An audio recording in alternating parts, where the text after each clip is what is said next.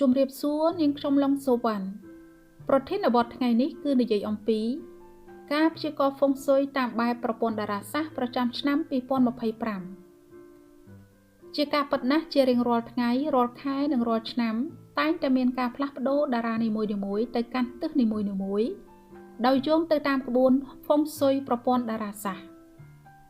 ជាដំបូងនាងខ្ញុំសូមជម្រាបជូនថា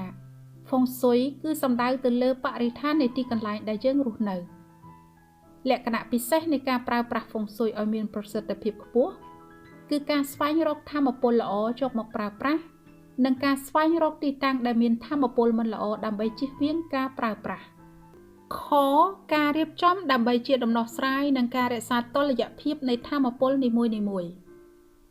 បន្តទៅនេះនាងខ្ញុំសូមជម្រាបជូននៅរបៀបនៃការរៀបចំទិសនីមួយៗនៅក្នុងផ្ទះរបស់លោកអ្នកខ្លះៗដើម្បីអាចជួយដល់លោកអ្នកឲ្យទទួលបាននូវភាពល្អប្រសើរឡើងក្នុងជីវិតការបង្កើនសុភមង្គលក្នុងក្រុមគ្រួសារនិងអ្វីល្អៗផ្សេងៗនៅក្នុងឆ្នាំ2025នេះជាដំបូងនេះខ្ញុំសូមជម្រាបបញ្ជាក់ជូនថាទីតាំងដែលលោកអ្នកគួរតែយកចិត្តទុកដាក់រៀបចំតាមអ្វីដែលនាងខ្ញុំនឹងជម្រាបជូននេះគឺគួរតែជាទ្វារចេញចូលបន្ទប់ជួបជុំក្រុមគ្រួសារបន្ទប់ទទួលភ្ញៀវបន្ទប់ធ្វើការងារបន្ទប់ដំណេកនិងផ្ទះបាយដែលលោកអ្នកប្រើប្រាស់ជាប្រចាំថ្ងៃទោះបីជាលោកអ្នករស់នៅក្នុងផ្ទះជួលឬលោកអ្នករស់នៅក្នុងផ្ទះរបស់ឪពុកម្ដាយឬលោកអ្នករស់នៅក្នុងផ្ទះរបស់សាច់ញាតិក៏ដោយទី1ទិសខាងជើងប្រសិនបើទិសនេះមានពន្លឺព្រះអាទិត្យជះចូលល្អវានឹងអាចកាត់បន្ថយថាមពលអវិជ្ជមាននេះបានយ៉ាងល្អនៅក្នុងឆ្នាំ2025នេះក៏ប៉ុន្តែប្រសិនបើទិសនេះមិនសូវមានពន្លឺព្រះអាទិត្យទេនោះលោកអ្នកគួរតែព្យាយាមបើកភ្លើងជាប្រចាំតាមដែលអាចធ្វើបានអំពូលភ្លើងដែលអាចជួយកាត់បន្ថយថាមពលមិនល្អនៅក្នុងឆ្នាំនេះគឺគួរតែមានពណ៌ខៀវឬពណ៌ទឹកសមុទ្រឬពណ៌ស្វាយវិធីម្យ៉ាងទៀតប្រសិនបើទិសនេះគឺជាទ្វារចេញចូលគេហដ្ឋានវិញលោកអ្នកក៏អាចដាក់ទឹកមួយពាងឬដាក់ទឹកមួយធុងធំនៅខាងមុខផ្ទះនោះក៏បានដែរក៏ប៉ុន្តែទឹកនោះមិនគួរមានសកម្មភាពឬមិនគួរដួសយកមកប្រើប្រាស់និងមិនគួរឲ្យក្មេងលូកលេងឡើយដើម្បីសុវត្ថិភាពក្មេងឬសុវត្ថិភាពអ្នកដែលបានប៉ះពាល់ទឹកនោះសូមបញ្ជាក់ថាពាងដែលមានដាក់ទឹកឬធុងដែលមានដាក់ទឹកនោះមិនគួរគ្របគម្របទេ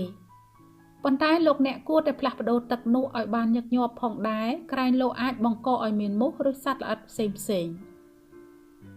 ជម្រើសដ៏ល្អជាងនេះគឺប្រសិនបើលោកអ្នកប្រើអំពូលភ្លើងពណ៌ខៀវឬប្រើអំពូលភ្លើងពណ៌ទឹកសមុទ្រឬប្រើអំពូលភ្លើងពណ៌ស្វាយ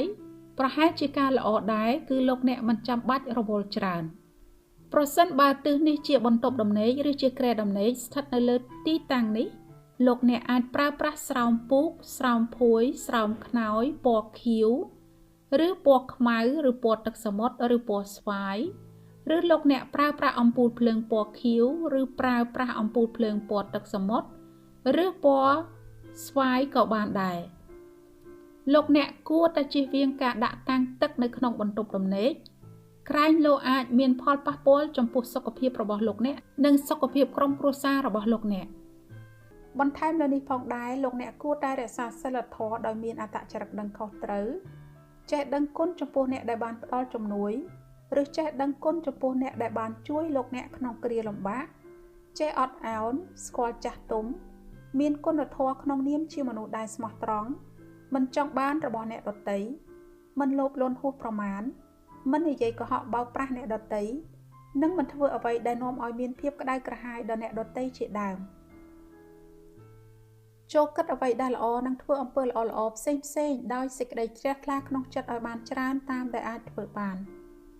ពីព្រោះបើតាមអបិយជំនឿប្រសិនបើលោកអ្នកសន្សំអំពើល្អបានច្រើនប៉ុណ្ណាវាក៏អាចនឹងមានអំណោយផលល្អនិងផ្ដល់ឲ្យលោកអ្នកវិញនៅសំណាងល្អៗជាច្រើនផងដែរដូច្នេះទង្វើដែលលោកអ្នកត្រូវតែធ្វើជាចាំបាច់នោះគឺចូលយកចិត្តទុកដាក់ថែរក្សាទំនុកបម្រុងនិងឧបត្ថម្ភអ្នកមានគុណរបស់លោកអ្នកគឺឪពុកម្ដាយជីដូនជីតានិងមនុស្សដែលធ្លាប់បានជួយជីវិតរបស់លោកអ្នកឲ្យមានភាពល្អប្រសើរឡើងបន្ថែមលើនេះផងដែរចូលចាប់ផ្ដើមធ្វើអំពើល្អដោយការជួយយកអាសាមនុស្សជុំវិញខ្លួនលោកអ្នកដែលត្រូវការជំនួយ ទោះបីជាលោកអ្នកជួយគេដោយកម្លាំងកាយឬជួយគេដោយកម្លាំងចិត្តឬជួយគេដោយកម្លាំងប្រាជ្ញាក៏ដោយគឺសុទ្ធតែជាអំពើល្អដូចគ្នាដែលលោកអ្នកអាចធ្វើបានគ្រប់ពេលវេលាគ្រប់កលៈទេសៈ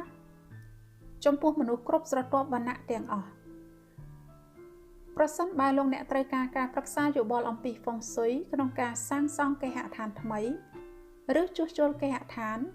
ឬរៀបចំគេហដ្ឋានសម្រាប់រស់នៅឬជាគំនិតនៃការរចនាប្លង់ផ្ទៃខាងក្នុងនៃគេហដ្ឋានឬការសាងសង់អគារដើម្បីធ្វើពាណិជ្ជកម្មផ្សេងៗឲ្យត្រូវតាមរចនាបថរបស់ហ្វុងស៊ុយ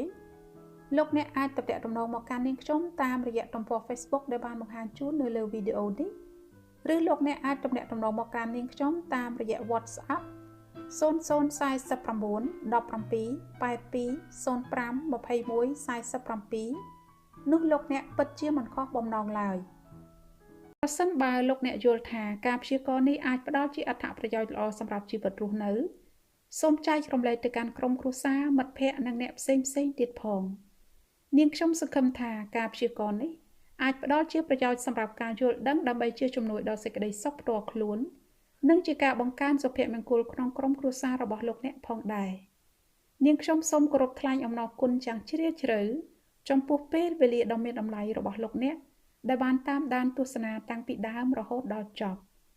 នាងខ្ញុំសូមគោរពជូនពរដល់លោកអ្នកនិងក្រុមគ្រួសារឲ្យទទួលបាននូវសេចក្តីសុខនិងសុភមង្គលគ្រប់ពេលវេលានាងខ្ញុំឡុងសុវណ្ណសូមជម្រាបលានិងជួបគ្នានៅការព្យាករណ៍បន្តទៀត